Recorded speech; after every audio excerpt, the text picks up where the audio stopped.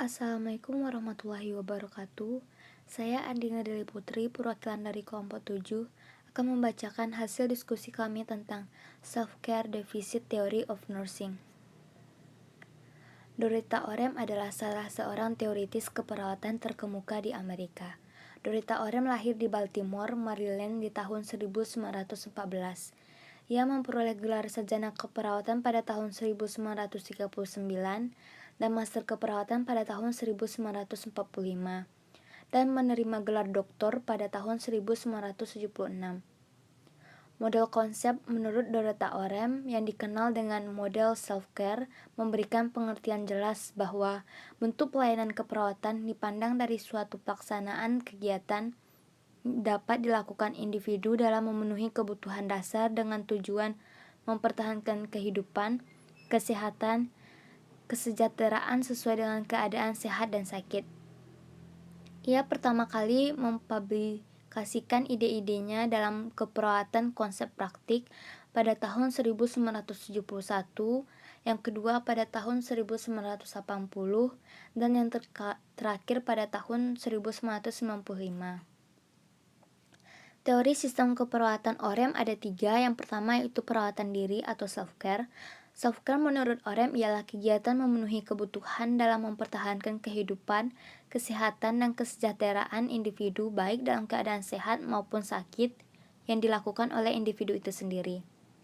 Faktor yang mempengaruhi self-care ada 10.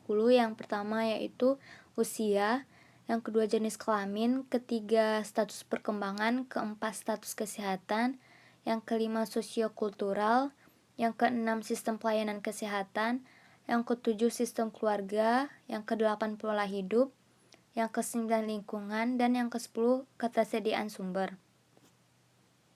Yang kedua ialah defisit perawatan diri atau defisit self-care theory.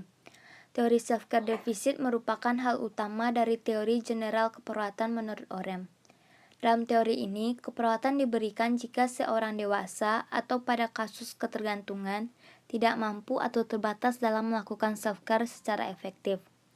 Keperawatan diberikan jika kemampuan merawat berkurang atau tidak dapat terpenuhi atau adanya ketergantungan. Metode yang digunakan dalam membantu self-care ada 5, yaitu tindakan untuk atau lakukan untuk orang lain. Yang kedua, memberikan petunjuk dan pengarahan. Ketiga, memberikan dukungan fisik dan psikologis. Keempat, memberikan dan memelihara lingkungan yang mendukung pengembangan personal. Dan yang kelima yaitu pendidikan. Yang ketiga yaitu sistem keperawatan atau nursing system theory.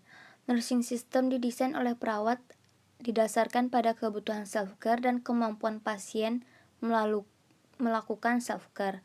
Jika ada self-care deficit, self-care urgency, dan kebutuhan self-care terapeutik, maka keperawatan akan diberikan. Klasifikasi nursing system ada 3. Yang pertama yaitu sistem bantuan penuh atau fully compensatory system, yang dimana memberikan bantuan secara penuh kepada pasien dikarenakan ketidakmampuan pasien dalam memenuhi tindakan keperawatan secara mandiri. Yang kedua yaitu sistem bantuan sebagian atau partial compensatory system, yang dimana memberikan perawatan diri secara sebagian saja dan ditunjukkan pada pasien yang memerlukan bantuan secara minimal. Dan yang ketiga yaitu sistem dukungan pendidikan atau supportive education system, yang dimana sistem bantuan yang diberikan pada klien atau individu yang membutuhkan edukasi dalam rangka mencapai derajat kesehatan yang setinggi-tingginya agar pasien mampu melakukan tindakan keperawatan setelah dilakukan edukasi. Baiklah, sekian hasil presentasi dari kelompok 7. Mohon maaf apabila ada kesalahan. Assalamualaikum warahmatullahi wabarakatuh.